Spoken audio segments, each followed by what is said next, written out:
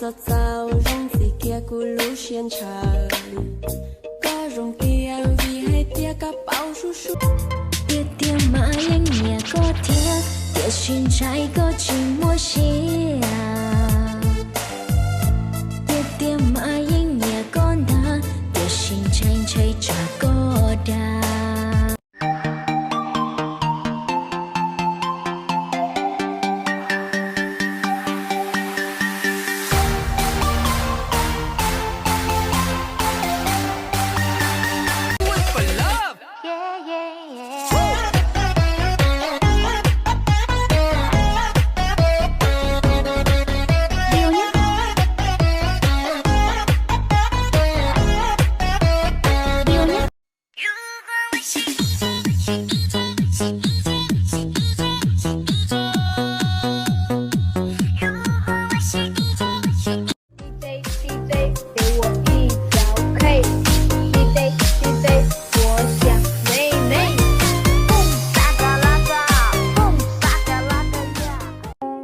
Sài Gòn ngày cuối hạ, em cô gái tóc ngắn ngang vai, nụ cười em tỏa nắng và ánh mắt đẹp như sương mai, dáng hiền trông nhỏ bé, em cao 1m52 đó, anh thấy em vẫn hay cười và hình như em chưa thương ai, còn anh